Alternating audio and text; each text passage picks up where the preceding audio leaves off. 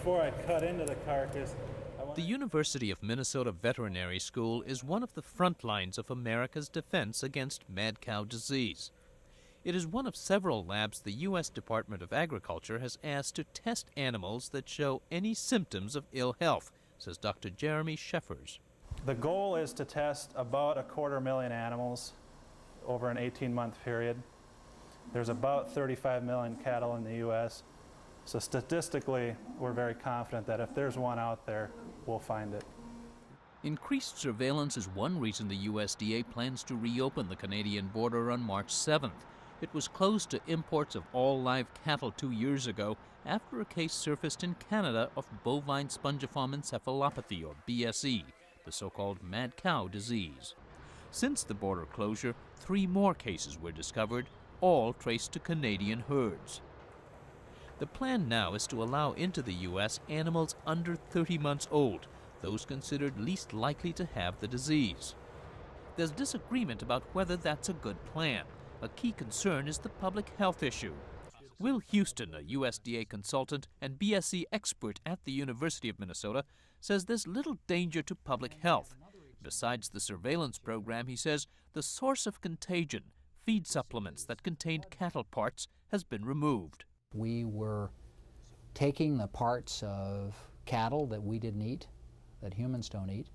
We were cooking those to remove the fat, and the material, the protein that was left, was ground up and in fact used as a protein supplement. Which is now out of circulation. Is now out of circulation. But many politicians representing ranching states say they are not convinced. Republican South Dakota Senator John Thune says it's premature to open the Canadian border. I think that the 4 incidents that we've had in Canada in the last 3 years or so, the most recent one was a perfect example. The animal was younger than the 1997 feed ban, which suggests that Canada was not fully in compliance. But he admits there's no escaping the economics in this dispute. Ranchers depend heavily on exports of meat to Asia. The stigma over mad cow has prompted big buyers like Japan and Korea to shut their doors to U.S. imports. Senator Thune says they're more likely to start buying U.S. beef again if there's no Canadian meat mixed in. The meat is not required to be labeled by country of origin. Again, they've had 4 incidents in the last 3 years. My view is that Asia is going to have a much higher comfort level with opening to U.S. if we are, first place policing our border. The ranchers he represents are also happy without the Canadian competition, which has shortened the supply of beef. Rick Fox raises cattle near Rapid City in the shadow of South Dakota's Black Hills. We didn't have an export market in 2004, and I got some of the best prices I ever had for my cattle. And that goes to show you how much imports was affecting our market. When that Canadian border shut down, our market went up. Fox belongs to a group of ranchers called RCAF, which is suing to keep the border closed. The group has grown from 300 members to 12,000 in the last 6 years. Business is always tough, they complain, and reopening to Canadian imports will spell disaster.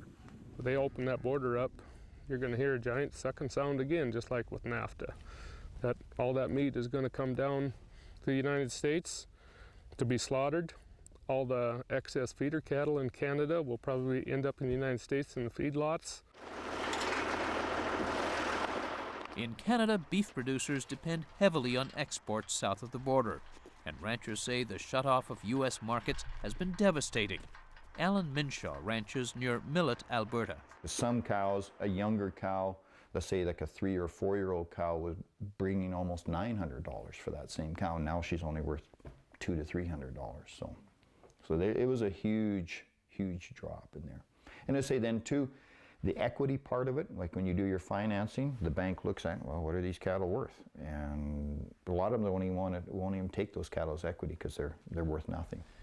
Canadian farmers and government officials say there's really no difference in the systems between here and the United States when it comes to the way cows are raised, in what they're fed, and in the system for surveillance and testing for mad cow disease. Dr. Gerald Alice is head veterinarian for the province of Alberta, where all the Canadian BSE cases so far have been found. He says those cases could just as soon have been found south of the border. I can't really say why you haven't found it in the States yet. It may be seriously that you're much more lucky than we are. You know, I don't call it luck that we found it, but that it may be as simple as that. And the fact that we've been able to detect two so close together, it's just simply a random event. And statistically, one could argue that. The Canadian surveillance is every bit as thorough as the American, he insists. Farmers are asked to call in when they have cows showing any symptoms of illness. They are destroyed, their brains tested for BSE, and their owners reimbursed by the government, about $200 per cow. Is that compensation enough? No, not for what the worth of the cow is, no. But I guess it's better than a kick in the butt with a frozen moccasin, as some people would say. So. Minshaw took out a new mortgage hoping to hold on until U.S. trade resumes. His strongest ally is the American meatpacking industry. It is suing the USDA, arguing all trade should be reopened, including older cattle, which many U.S. plants use to produce hamburger. Meat industry spokesman Patrick Boyle says packers have been badly hurt. 5 plants have closed during the past 20 months, permanently closed. A number of plants have temporarily shut their doors. And those that continue to operate are operating at 10% less capacity or 15% lower level than they did prior to the closure of the border. And Boyle argues opening the border will increase the chances that Asian countries will resume beef imports, which are down 90% from their $4 billion a year level in 2002. He says open trade between the U.S. and Canada will send a signal that the U.S. government is satisfied that North American beef is free of BSE. Whether that border is open may well be decided by the courts.